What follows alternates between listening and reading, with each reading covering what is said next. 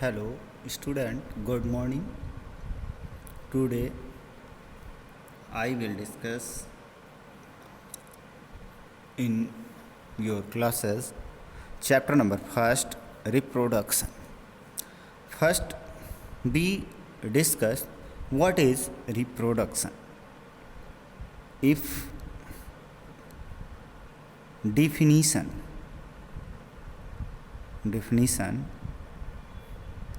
of the reproduction. So reproduction is a process in which the formation of new individuals of the same kinds of, usually slightly genetically and structurally physiologically variations are occurs. In reproduction, new organism is formed by the parent's organism. If I want to discuss first reproduction. Reproduction is a process. Reproduction is a process that results in the formation of new individuals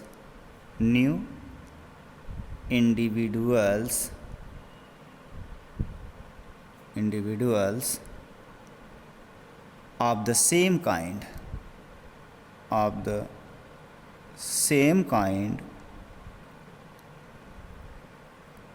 though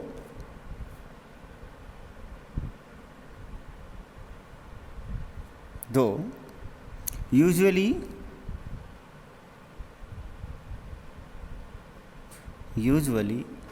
with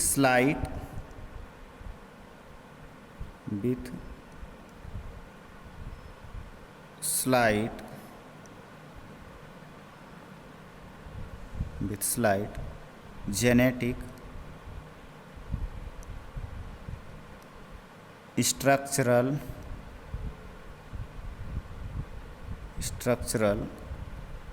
and physiological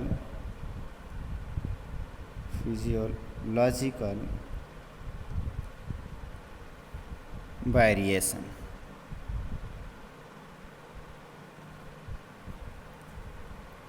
Before discussing type of reproduction, we are discuss about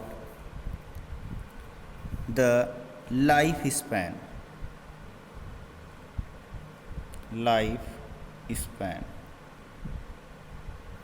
What is lifespan? That means the time period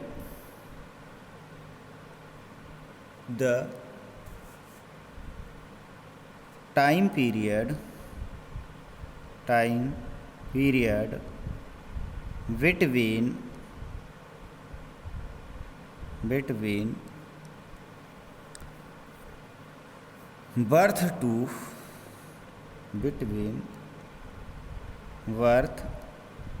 to natural death is called lifespan.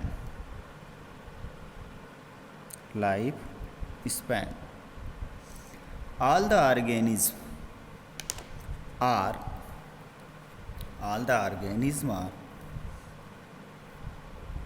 a fixed lifespan of in the world. The different organisms have different lifespan. Some organisms or animals or plants are given below. which have life spans. Organism life span. Organism and their life span. First we take wheat or mayfly.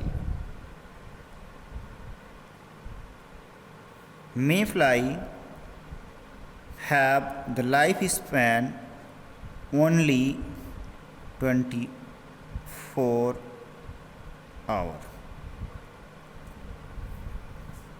24 hours.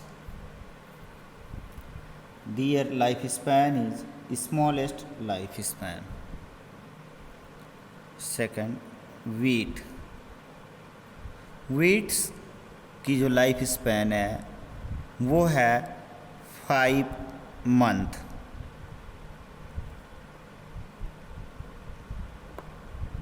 5 month. 1 day भी लिख सकते हैं आप लोग.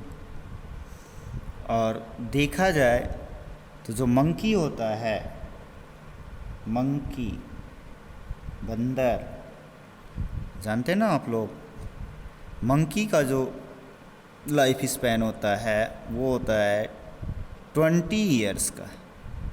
एक monkey 20 years तक जीवित रहता है. और हम डॉग की बात करें जो हम लोग घरों में जिलाते हैं, या पालतू है, पेट एनिमल है, उसकी जो होती लाइफ स्पैन वो 20 से 30 ईयर तक होती है. मतलब इसके बीच में हो सकता है. कैट जो आपको ज़्यादा परेशान करती है, आपके घरों में भी पाई जाती हैं, पेट एनिमल में भी आती हैं, इसकी जो लाइफ स्पैन होती है वो होती है 35 to 40 ईयर. घोड़ा देखें आप लोग, हॉर्स.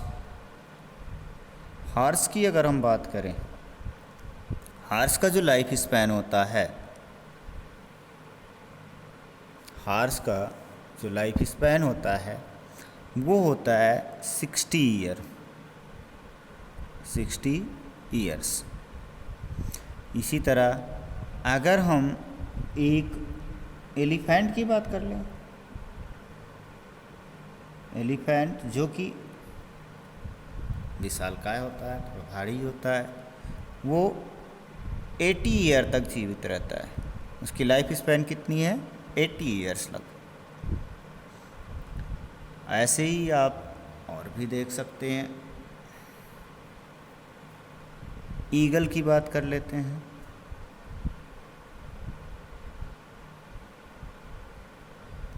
ईगल की जो लाइफ स्पैन है वो है 90 ईयर्स. कितनी है? 90 ईयर्स है.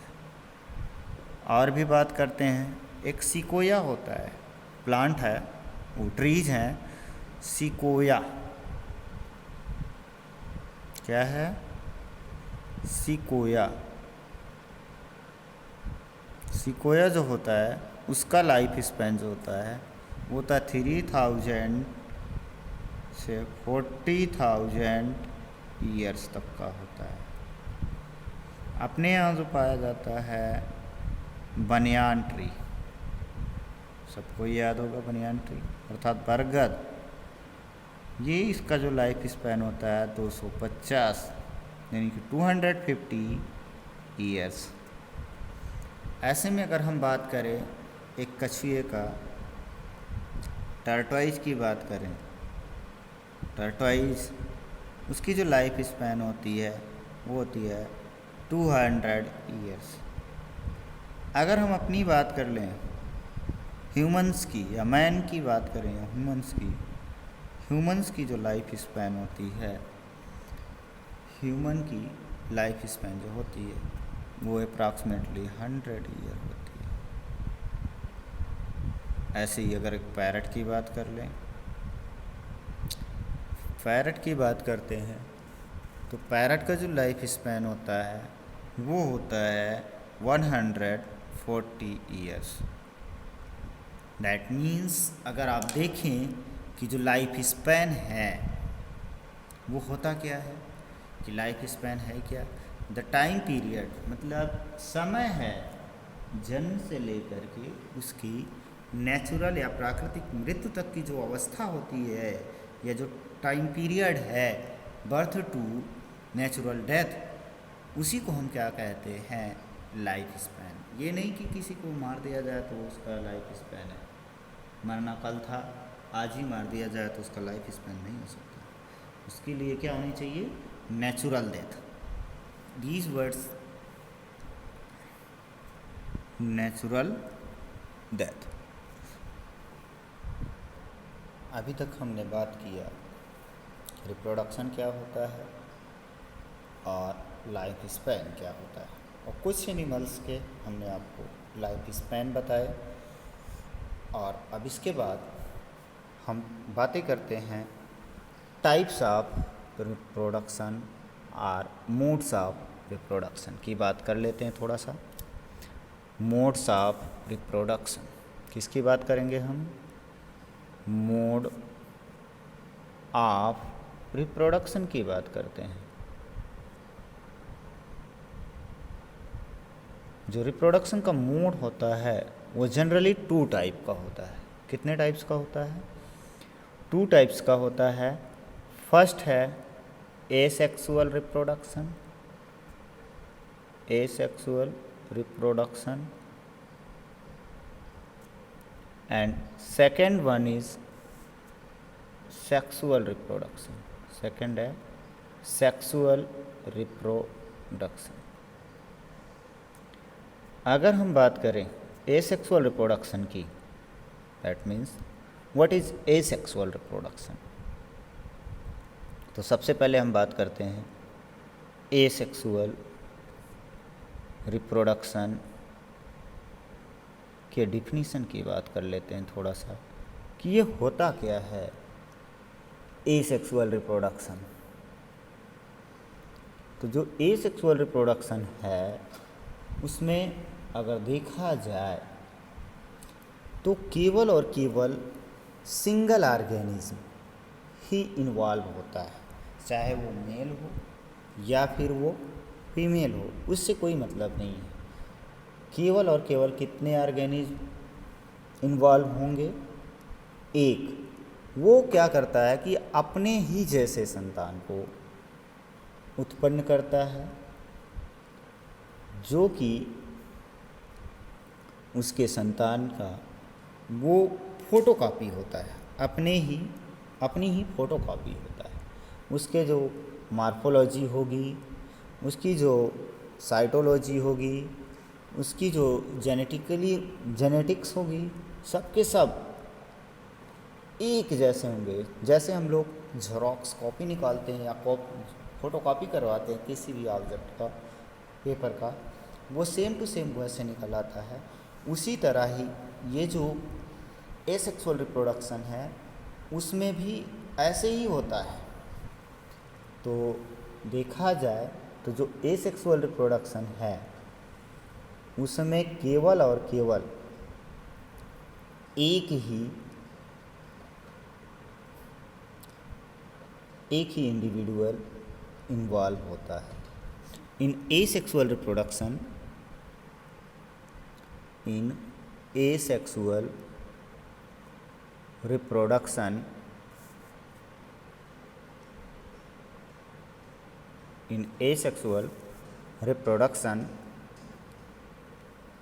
a single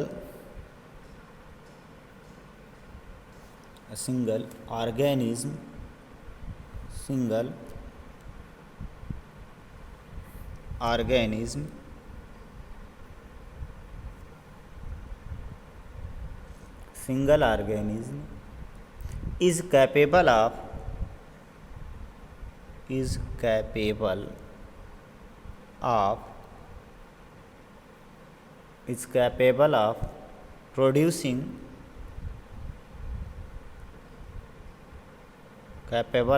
producing its own kind,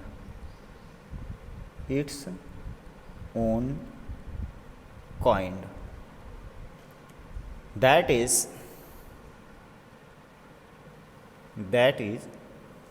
participation of two organism is not required. That means the participation the participation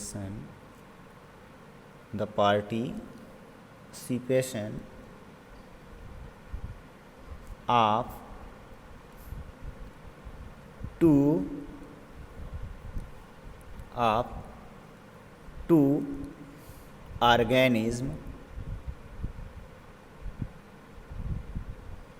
organism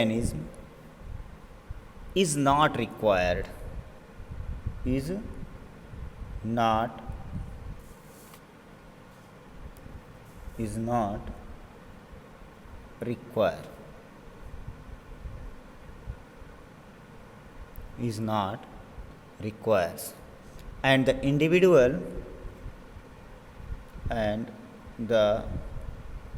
individuals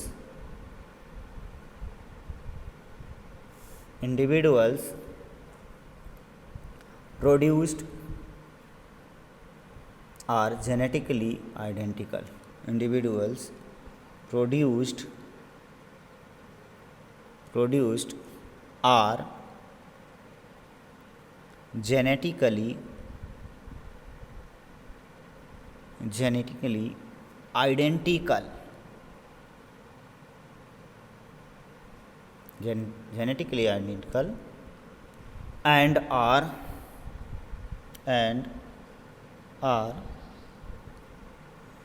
thus exact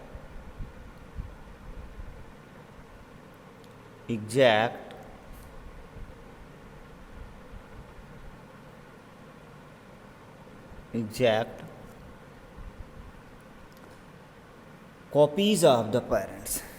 Exact copies of the parents.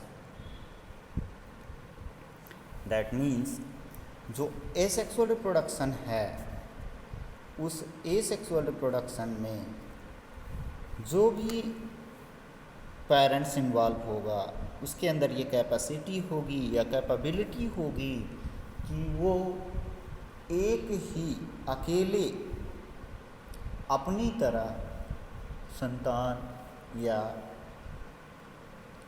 संतान उत्पन्न करने की क्षमता रखता है। दैट मीन्स जिसका मतलब होता है इसमें दो ऑर्गेनिज्म का इन्वॉल्वमेंट कंपलसरी नहीं होता है, और जो इसके द्वारा उत्पन्न इंडिविजुअल होगा वो अपने पेरेंट्स की फोटोकॉपी होता है, जिसको हम क्या कह सकते हैं, और इसके लिए हम एक टर्म दे सकते हैं कि वो क्लोन होगा। क्या होगा? क्लोन होगा। अगर कोई पूछता है कि व्हाट इज़ क्लोन, तो आप बता सकते हो the term clone is used to describe such as morphologically, genetically similar individuals are called clone। मतलब कि जो भी ऑर्गेनिज्म मॉर्फोलॉजी और जेनेटिकल में सिमिलर होंगे वह एक दूसरे के क्लोन कहलाते हैं। तो कभी कभी पूछ लेता है आप लोगों से कि व्हाट इज़ क्लोन। क्या पूछता है? What is clone. तो आप क्या करोगे इसको डिफाइन करने के लिए? मैंने बताया कि जो क्लोन होगा उसका टर्म यूज किसके लिए होता है?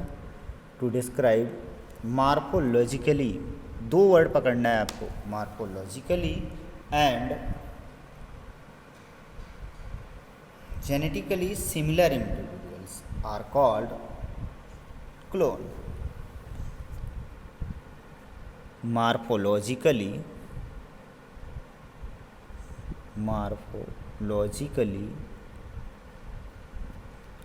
And genetically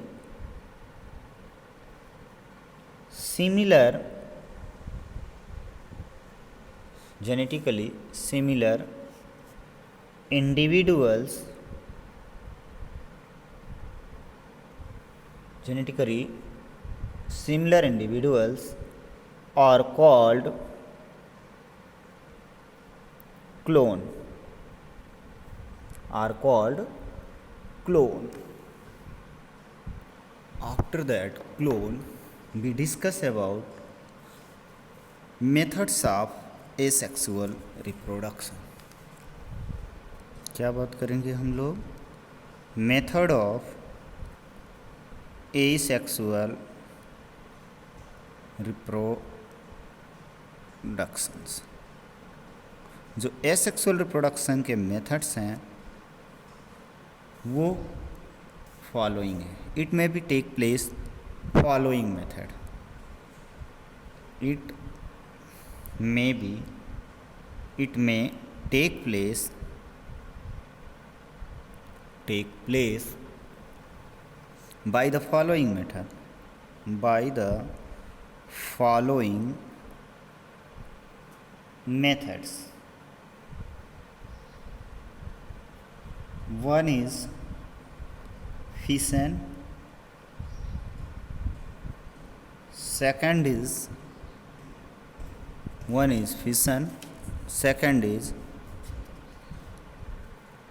budding,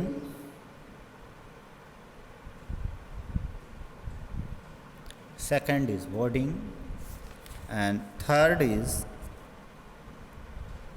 gemule formation,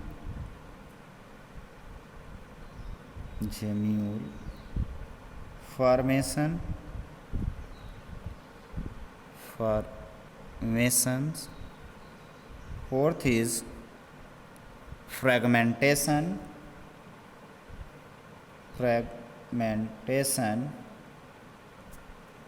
Fifth is spore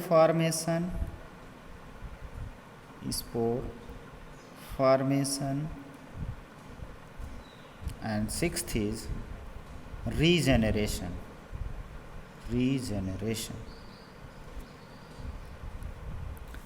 First we discuss about fission. किसकी चर्चा करेंगे? फिशन की.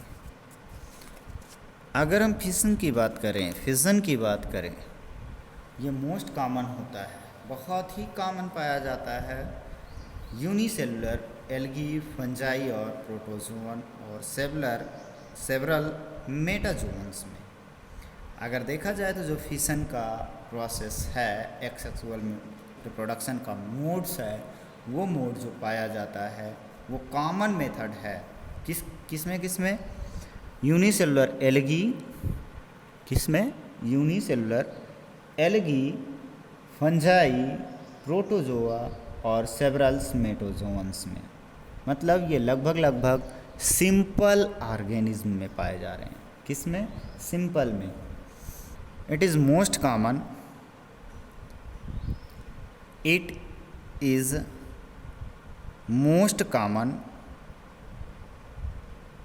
is most common method of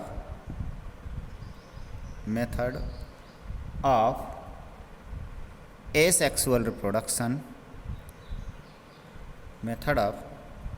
Asexual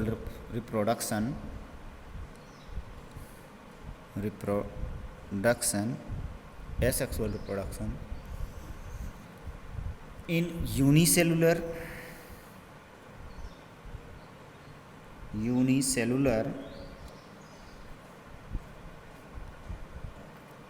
algae, fungi, protozoans and several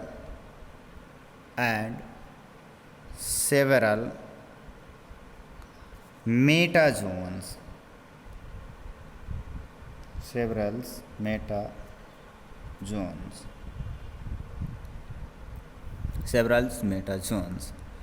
In this process,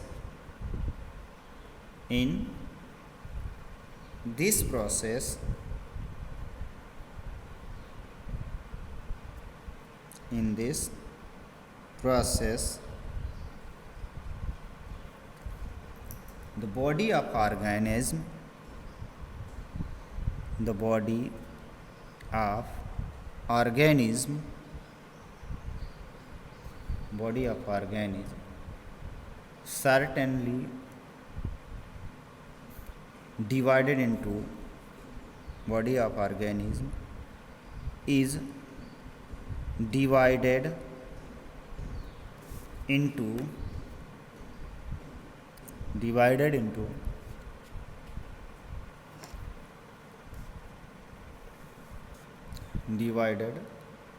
into two or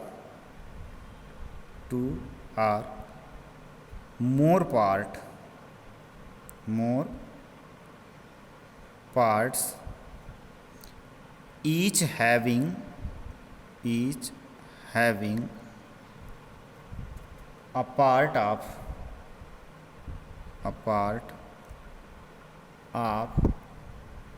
nucleus, each having a part of nucleus.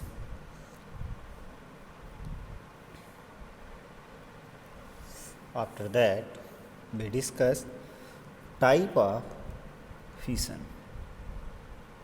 types of